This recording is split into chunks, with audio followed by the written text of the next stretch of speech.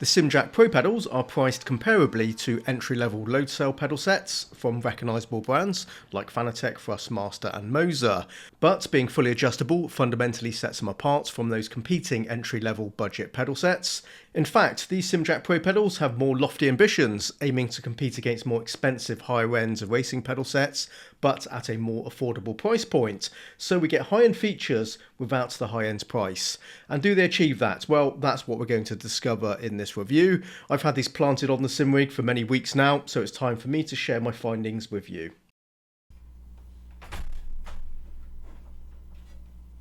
These are straight off the rig. The pedals are mounted to the Rutu pedal plate. I have a separate video on this, there's a link below the video. Incidentally, SIMJACK sell an almost identical pedal plate to this one. So if you do want to find out more about the SIMJACK pedal mounting plate, just watch my Rutu video and you'll be well informed what to expect from that product also. The pedals are constructed from slotted pieces of 3mm thick, cut stainless steel plate, held together with nuts and bolts.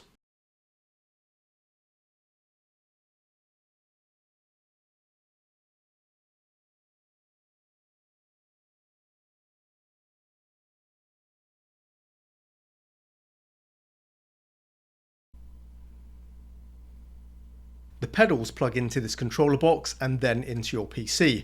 There's no drivers required, but you will need to configure the pedals in either DiView or FreeJoy before using them. I have made full tutorial videos on this procedure, check the links in the description. Both the clutch and throttle feature a 10kg load cell.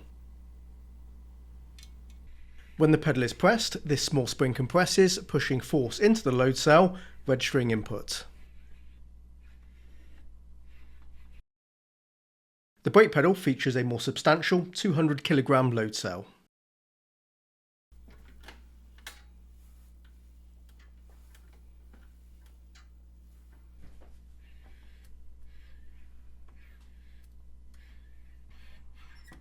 The throttle resistance can be adjusted by tightening or loosening the preload tension on the spring.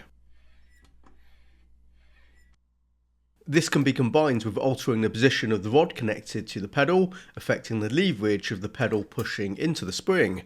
Raising the rod reduces the leverage and increases the stiffness of the pedal.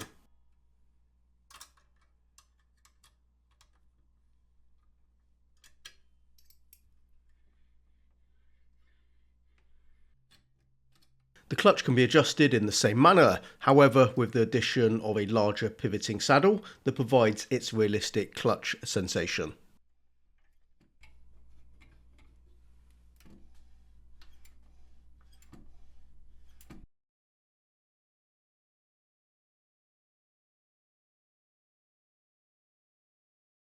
The brake pedal interfaces with the load cell via the stacked assembly of rubber cylinders and a spring. Force applied onto the pedal compresses the stack, the load cell weighs the force, converting this into the analog signal sent to the game. This emulates a real brake pedal. The amount of braking applied to the brake pedal in our virtual racing car is relative to the amount of physical effort and pressing into this load cell brake pedal. Now I should say I have replaced the stock spring with skateboard bushings on my brake. I have covered this simple modification in a separate video, so do watch that to find out more, and I do recommend you do. Hasten to say I didn't find the metal spring gave me the feedback and pedal travel I was looking for, and this simple modification sorted it out for me.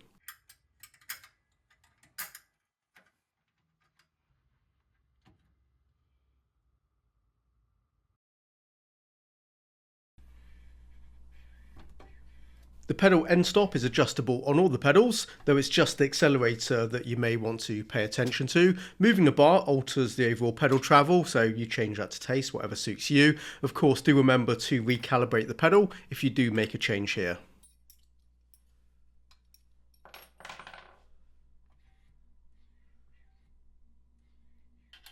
The pedal frame provides an angle adjustment point. By removing the bolts at the rear, you also need to slightly loosen the front bolts to free up the motion.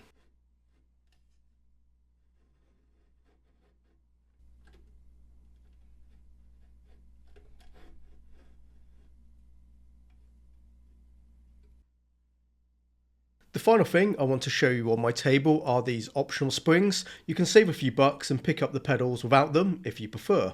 They have the outward appearance of gas springs, but they don't have the characteristic damping properties I would expect from a gas spring. Now that could be just due to the size of them.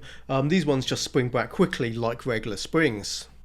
They're rated at 100 newtons, which converts to 10 kilograms. I tested them on my scale here, the weight resistance measuring between 10 and 13 kilograms, depending on how far they've been compressed.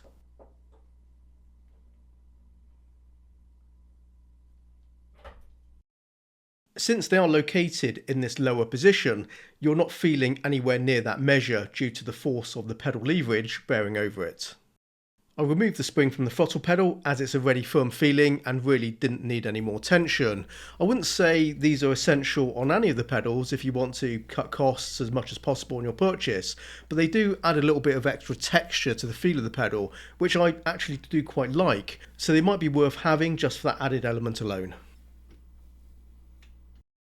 I mentioned briefly earlier in the video that before use you will need to run through a calibration procedure. It's not difficult, it takes just 5 minutes when you know the process.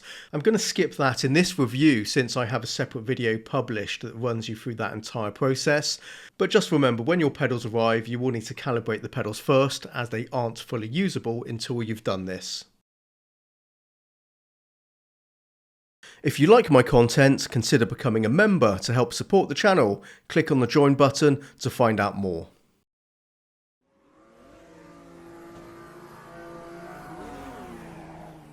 First thing, I had no issues getting the pedals up and running in any game I threw at it. PC pedals in general should work with any racing game that supports a pedal device input, so universal compatibility won't be an issue, but I do feel I should at least make a mention of this, as anybody just starting out in this hobby might not be aware. The SIMJACK Pro Pedals are a full-sized pedal set with the common adjustment elements you only get to see with more expensive pedal sets. These are useful and meaningful tuning features that enable you to dial in the pedals precisely to a specification of resistance, pedal angle and pedal travel that suits you. These are things you definitely appreciate and a big plus point for the SIMJACK pedals over other budget pedal sets. The build quality is decent, not to the same refined standard as more expensive pedal sets, that's fair to say, but certainly that can be overlooked considering the price point. Constructed from stainless steel, I can hammer on these all day long and they remain sturdy under my feet, and there's no doubt they will last, so where it counts these pedals do get it right. I demonstrated earlier how to change the pedal throw. I've left the pedal stop in its furthest position. I do like the long pedal travel on the throttle. It means I have a good range of pedal motion inputs to play with, which makes it easy to modulate precise throttle application. I also like the firm feel of the pedal. I tend to find I'm less aggressive stamping on the gas too early if the pedal has a good amount of resistance. So I'm really liking how it feels right now. It's doing a good job. The clutch is very nice too. If you're someone that races manual cars, you'll enjoy that decently firm and smooth clutch engagement sensation coming from that simple but effective mechanism hanging off the back of the pedal. As with the throttle, you're able to easily tune the resistance, so you can have it stronger, you can have it lighter, really entirely up to what suits you best. There's nothing else to cover here. It functions as intended, it works well. Now onto the brake pedal. We're going to spend a bit more time on this one. My first impression wasn't stellar. The pedal has a sloppy feel, overly long travel, lacking progressive resistance. It was obvious from the outset to me that the problem component was the metal spring in that stack. If it's meant to be a preload spring, it's double the length it should be. It has far too much travel for that purpose. And if it's designed to provide resistance, well it does to some degree, but the compression under my foot feels linear. I mean, it's not a soft feeling spring, but it lacks a progressive feel, at least under my foot, because any spring when you compress it will have some progressive build up, but it kind of feels mushy. For a progressive feel from a spring, it needs to be a lot firmer than this one. So yeah, it's kind of a strange one. It doesn't really get the job done either as a progressive spring or as a preload spring. And it's essential to have this type of progressive response from a load cell brake. As I push more force into the brake pedal, it should become firmer over the course of the travel. It's that sensation, that feedback from the pedal that tells me how much I'm braking, and it enables me to slow the car with consistent control lap after lap. The solution was simple and cheap. I swapped out the spring with a couple of skateboard bushings, and job done. It was that easy, and now I have a brake pedal that performs as I need it to. The pedal travel is slightly longer than I'd normally set, but I've been using this configuration for many weeks and it's certainly satisfactory as it is. This was a mod I threw together quickly. A set of skateboard bushings costs under £5 and easily available, so I really can't complain. And I am happy with the feel and performance of the brake. I can mash on that pedal with confidence and hit the crucial threshold braking point when I need to without locking up. It's a 200 kilogram load cell, so you can set the brake maximum to acquire a high amount of force to reach 100% braking input. However, the reality is it's not actually up to 200 kilograms. The pedal is a lever and the forces being applied are being multiplied, but it's still fair to say it can take a decent whack if you do set it to its maximum capacity. As I already mentioned, the SIMJACK Pro Pedals aren't as refined as more expensive pedal sets. We could say me having to exchange that metal spring is one of those points. It doesn't come with any additional brake spring accessories, so you'll have to source your own if you want to make some modifications there, but hardly an ordeal to correct, as I've demonstrated. Another thing is the finish of the metal. It's not polished or sandblasted.